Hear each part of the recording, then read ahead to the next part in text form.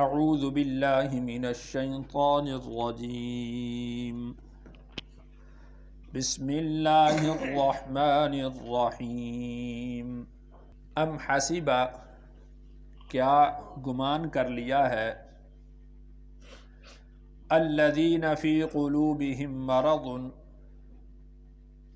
ان لوگوں نے جن کے دلوں میں روگ ہے لن یخرج اللہ اضغانہم کہ اللہ نہ نکالے گا ان کے دلوں کے کینے۔ اس سے پہلے بھی منافقین کی بات ہو رہی تھی اور آگے بھی منافقین کا ہی ذکر ہے، تو اللہ تعالیٰ نے ارشاد فرمایا کہ بھلا جن لوگوں کے دلوں میں کینہ ہے، بغض ہے، عناد ہے ایمان والوں کے بارے میں، تو کیا اللہ ان کے دلوں کے کینوں کو ظاہر نہیں کرے گا؟ فی قلوبہم مرض، ان سے منافق لوگ ہی مراد ہیں کہ جن کے دلوں میں روگ ہے، یعنی اللہ تعالیٰ ان کے دلوں کے جو کینے ہیں، ان کے دلوں کے اندر جو اسلام، مسلمانوں کے بارے میں اور رسول اللہ صلی اللہ علیہ وسلم کے بارے میں جو دشمنیاں ہیں، اللہ ان کو ضرور ظاہر کریں گے اور امتحان کی بھٹی میں ایسا ڈالیں گے کہ کھرا اور کھوٹا الگ ہو جائے گا۔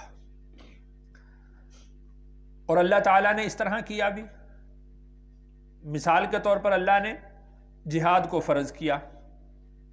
اب جہاد امتحان کی ایسی بھٹی تھی کہ جس میں ایمان والے تو شوق اور جذبے سے شریک ہو رہے تھے۔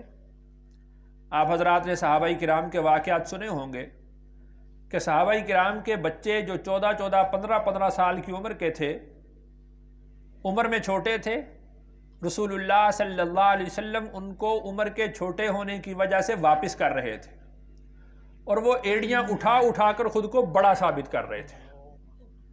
کیسی امتحان کی بھٹی ہے! ایمان والے اس طرح جذبے کے ساتھ شریک ہو رہے، اور منافق لوگ کیا کہہ رہے ہیں؟ ہماری تعداد تھوڑی ہے، آپ کو کس نے کہا ہے باہر نکلیں، ہم تو آپ کے ساتھ نہیں جا سکتے۔ دو نوجوان لڑکوں میں سے ایک کو رسول اللہ صلی اللہ علیہ وسلم نے منتخب کر لیا اور دوسرے کو کہہ دیا کہ تم کمزور ہو، تم واپس چلے جاؤ۔ اب جذبہ دیکھیں، اس نے کہا رسول اللہ صلی اللہ علیہ وسلم سے کہ یا رسول اللہ، میری آپ اس سے کشتی کروا لیں، میں اس سے جان میں طاقت میں مضبوط ہوں۔ اگر آپ نے اس کو اجازت دی ہے تو آپ جہاد میں جانے کی مجھے بھی اجازت دیں۔ آپ علیہ السلام نے فرمایا خوش ہو گئے، آپ نے فرمایا بھی کرو کشتی۔ اب اس کے دوسرے کے کان میں وہ کہتا ہے کہ تجھے تو اجازت ہو گئی، میں تجھے بچھاڑ دوں گا تو مجھے بھی اجازت ہو جائے گی، تو گر جائیو۔ یہ جذبہ ہے ایمان والوں کا۔ یہ امتحان کی بھٹی میں اللہ نے ایمان والوں کو ڈالا اور منافقین کو بھی ڈالا، کھرا اور کھوٹا کس طرح نکھر کر سامنے آ گیا ہے۔ تو ام حسب الذین فی قلوبہم مرض، کیا گمان کیا ان لوگوں نے کہ جن کے دلوں میں روگ ہے، بیماری ہے، لن یخرج اللہ اضغانہم، کہ کیا اللہ ان کے دلوں کے کینوں کو، دلوں کی دشمنیوں کو اللہ ظاہر نہیں کریں گے؟ اللہ نے ظاہر کر کے دکھا دیا، یہاں تک کہ وَلَوْ نَشَاءُ، اگر ہم چاہتے، لَأَرَيْنَاكَهُمْ، تو ہم آپ کو وہ دکھلا دیتے، فَلَعَرَفْتَهُمْ بِسِيمَاهُمْ، اور پھر آپ ان کو ان کی پیشانیوں سے پہچان لیتے، وَلَتَعْرِفَنَّهُمْ، اور پھر آپ پہچان لیتے ان کو، فی لحن القول، بات کی ڈھب سے۔ اگر ہم چاہتے تو منافق کو نشان زد کر دیتے کہ فلاں بن فلاں، فلاں بن فلاں منافق ہے، اور ہم نے اس طرح سے ظاہر نہیں کیا۔ وَلَتَعْرِفَنَّهُمْ فِي لَحْنِ الْقَوْلِ، آپ ان کو بات کی ڈھب سے جان لیں گے۔ ایمان والا ہمیشہ جرت کی بات کرے گا، طاقت کی بات کرے گا، بہادری کی بات کرے گا، دلیری کی بات کرے گا۔ یا رسول اللہ صلی اللہ علیہ وسلم، جس طرح حضرت ابو ذر غفاری رضی اللہ عنہ کا واقعہ آتا ہے، ایمان لائے آپ نے فرمایا ابو ذر اپنے علاقے قبیلہ غفار میں چلے جاؤ، اپنے قبیلہ میں واپس چلے جاؤ، جب اللہ ہمیں طاقت اور قوت عطا کریں گے تو تم واپس آ جانا۔ تو حضرت ابو ذر نے کیا فرمایا؟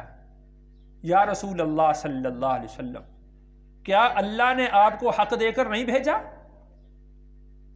آپ نے فرمایا کیوں نہیں، اللہ نے مجھے حق دے کر بھیجا ہے۔ تو حضرت ابو ذر غفاری رضی اللہ عنہ فرمانے لگے کہ پھر اللہ کی قسم ہے جس نے آپ کو حق دے کر بھیجا ہے، میں ان مشرکوں کے درمیان میں کلمہ حق کہوں گا۔ اب بات کی ڈھب ایمان والے کی یہ ہے، اور منافقوں کا طریقہ کیا ہے؟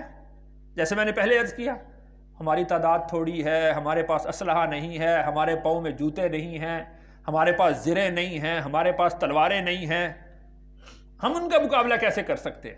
تو وَلَا تَعْرِفَنَّهُمْ فِي لَحْنِ الْقَوْلِ، بات کی ڈھب سے ہی بات سمجھ میں آ جاتی ہے کہ مضبوط ایمان والا کون سا ہے اور منافق کون سا ہے۔ وَاللَّهُ يَعْلَمُ أَعْمَالَكُمْ، اور اللہ تمہارے اعمال کو جانتے ہیں۔ یہ اس کی ایک طرح سے تفسیر کی گئی ہے۔ دوسری تفسیر اس کی یہ ہے کہ وَلَوْ نَشَاءُ لَأَرَيْنَاكَهُمْ، یہ الگ جملہ ہے، اگر ہم چاہتے تو ہم ان کی پیشانیوں سے نشان زد کر کے ہم آپ کو بتا دیتے۔ فَلَا عَرَفْتَهُمْ بِسِيمَاهُمْ وَلَا تَعْرِفَنَّهُمْ فِي لَحْنِ الْقَوْلِ، یہ الگ سے جملہ ہے کہ آپ ان کو بات کی ڈھب سے تو پہچان چکے ہیں، نشان زد تو ہم نے نہیں کیا، لیکن آپ ان کو بات کی ڈھب سے پہچان چکے ہیں۔ اس آیت کے نازل ہونے کے بعد پھر اللہ تعالیٰ نے رسول اللہ صلی اللہ علیہ وسلم کو منافق نشان زد کر کے بتلا بھی دیے، اور رسول اللہ صلی اللہ علیہ وسلم نے حضرت خزیمہ رضی اللہ عنہ کو، جو کہ رسول اللہ صلی اللہ علیہ وسلم کے رازدار بتلائے جاتے تھے، حضرت حذیفہ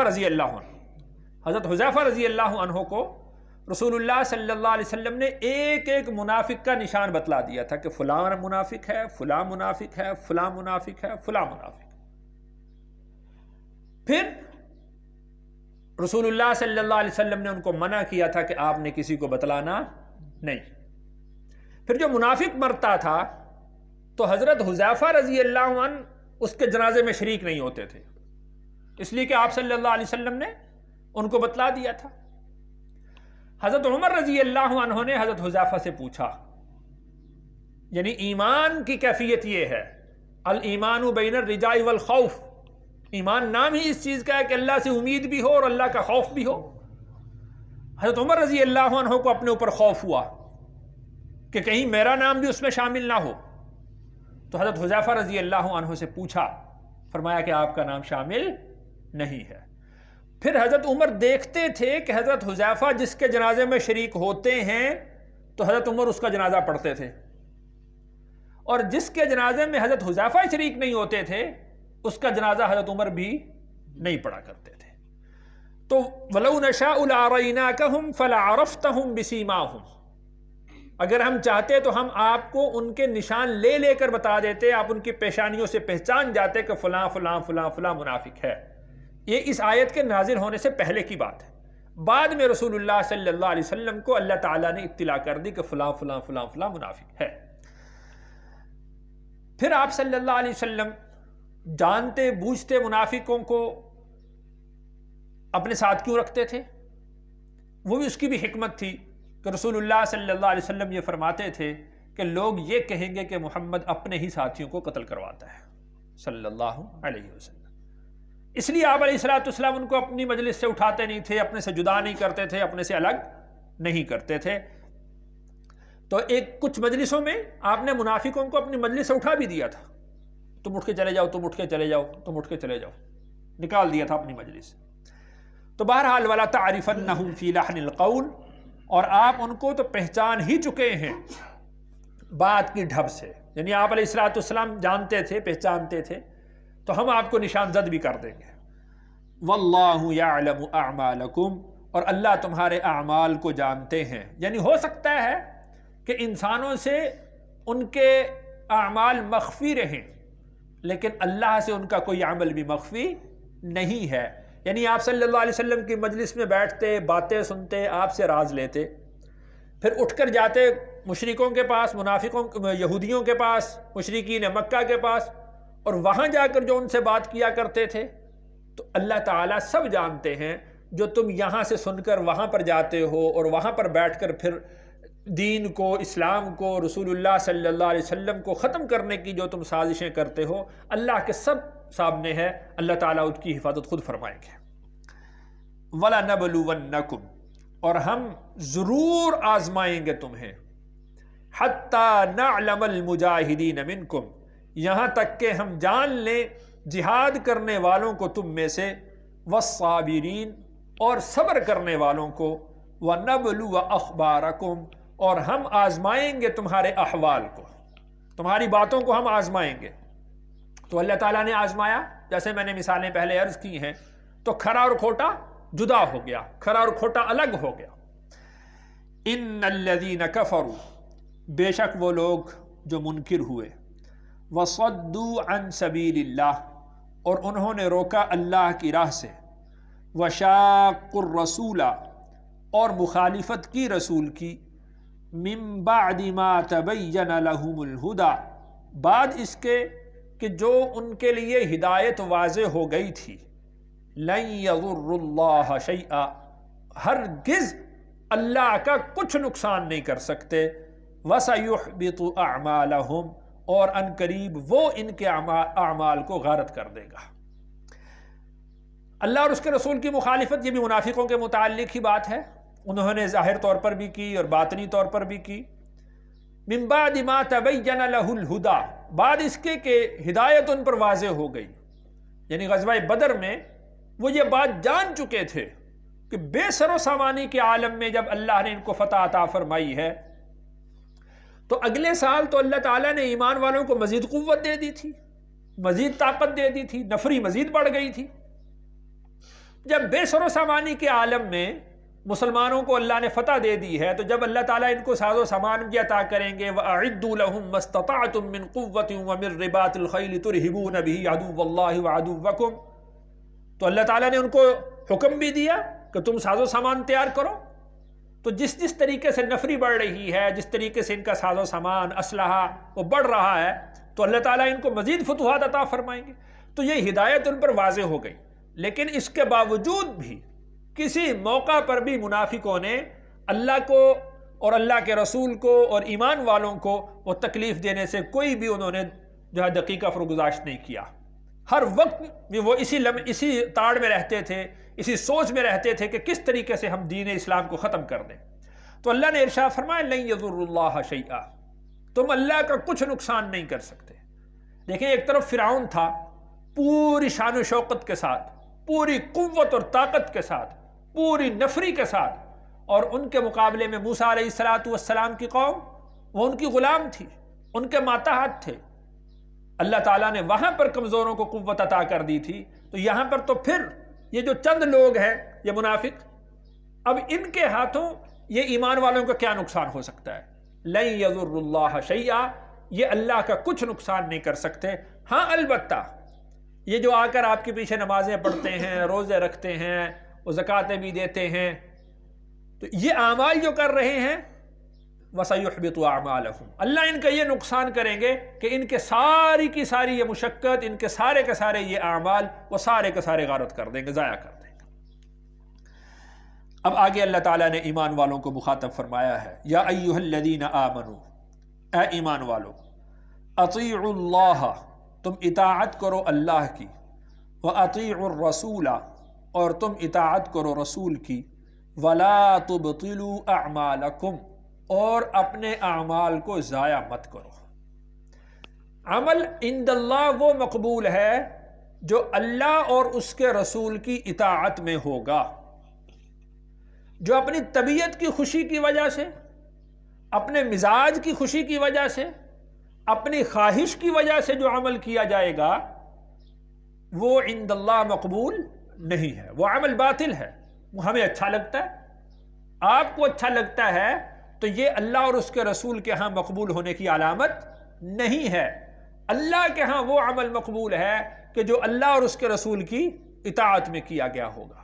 تو صاف سی بات ہے، ظاہر سی بات ہے، کوئی عمل بھی کریں تو اس کی اتنی جانچ پرکھ تو ضرور کر لینی چاہیے کہ کیا اللہ نے اس کا حکم دیا، کیا رسول اللہ صلی اللہ علیہ وسلم کا یہ طریقہ ہے، کیا رسول اللہ صلی اللہ علیہ وسلم کے جانثار صحابہ جنہوں نے آپ علیہ الصلوۃ والسلام کی صحبت اٹھائی ہے، کیا ان کا طریقہ ہے؟